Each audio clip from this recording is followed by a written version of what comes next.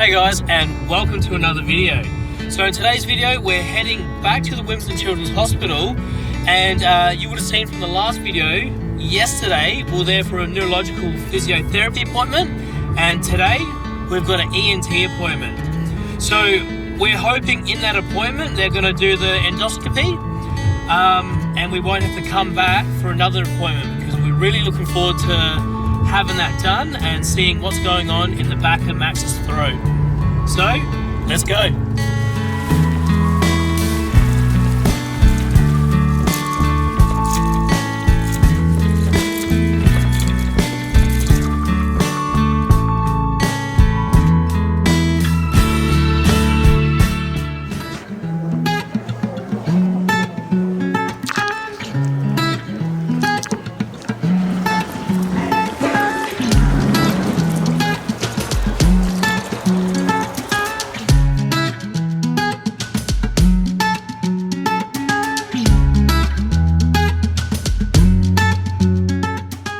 So guys, we've just gotten back from our ENT appointment at the Wimbledon Children's Hospital, and what happened in that appointment was when we got into the appointment, we sat down with the ENT doctor, and then she was just asking us a bunch of questions about Max's situation and just familiarising herself with it.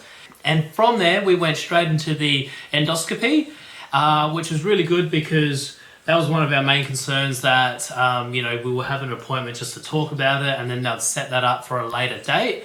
But they were happy to just do it straight away and get it done right then and there at the clinic. And so she went out, she grabbed another nurse, and then we started the procedure.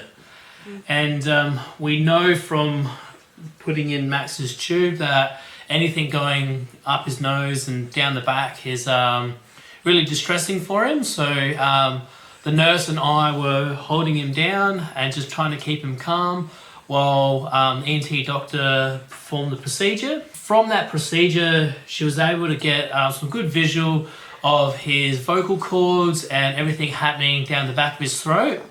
And the results came back very well. She said that his vocal cords are moving normally, and there's no signs of vocal cord palsy there. And I reckon that was our main concern, that it was physical and that he'd have vocal cord palsy. And I think, like, in this day and age, you can't help but Googling everything and reading up on a lot of stuff, and all of his symptoms that we've seen so far have pointed to vocal cord palsy. And just to see that it's not that is a massive relief for us, because long-term vocal cord palsy can stick around till they're 5 or 6, and in some cases can be permanent. Yeah, and I think Max having the tube and being tube fed for that long is obviously not a situation that we want to have. So at this point, we won't have to see ENT again. Down the track, if his aspiration doesn't improve, they might look into having a procedure where he'll actually go under. But they said that he would be like a lot older if that were to happen.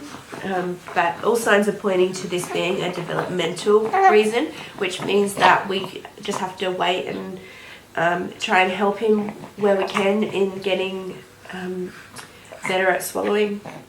Yeah. At this point, we still have an appointment with respiratory medicine. We reckon that appointment there is just to get him cleared respiratory-wise, because he has had a few chest infections and stuff like that. So we're hoping that our appointment with respiratory medicine will be a similar thing. They'll have a look over him and then they'll clear him. And then from here, we'll only have to deal with speech pathology going forward. Possibly still general pediatric. Yeah. Part of, I think, what is causing Max, he's sounding quite gurgly still, is that he's dribbling a lot, which we think is due to teething. And yesterday we did confirm that Leo does have a tooth coming through. So I think Max won't be far off, but they're both dribbling so much. And fun times ahead. and he just can't get rid of it like his brother can, so it's causing some issue. But yeah, we've still got a teething toddler, so 3 teething. That's going to be fun. Yeah, so just before that appointment, we're waiting in the waiting room and the place was packed. Like, obviously kids of all ages, and they didn't even have Max's folder there. I think that was probably still at neurological physiotherapy because we had that appointment yesterday. And we ended up waiting for, about an hour? About that. Well, normally it's pretty good, but the difference was today was an outpatient's appointment. Yeah. So you just go to the general outpatients area, whereas every other time we've been inpatients or, where, it's different with cardiology. They have their own little area, whereas outpatients have lots of different specialties going through. So guys, for those of you that have been watching the videos for a while, a few videos ago, we pointed out that Leo had an umbilical hernia. In the last couple months since that video was filmed, his hernia has gone away and now it's looking like a normal belly button, which is something that was really good because, it's just one less thing that we need to sort of deal with the babies. So we're really happy that has just sorted itself out. Just a disclaimer for concerned family members who will comment that I look terrible. I am feeling very sick, so yes, I do look terrible. I'm just going with it until I feel better. So, mum life and sick life aren't great. Yeah.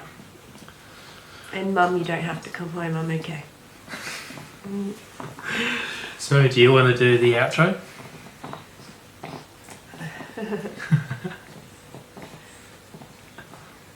Do you say so, guys? Or is that just in my head? Well, it's in your head, I guess.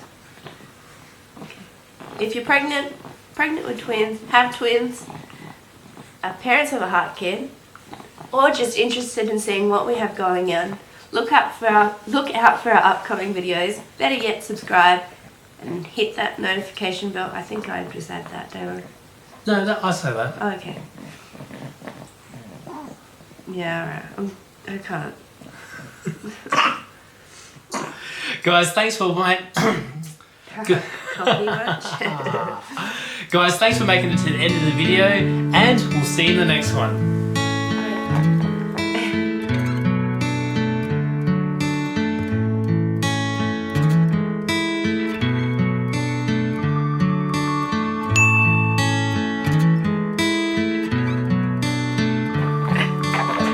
He's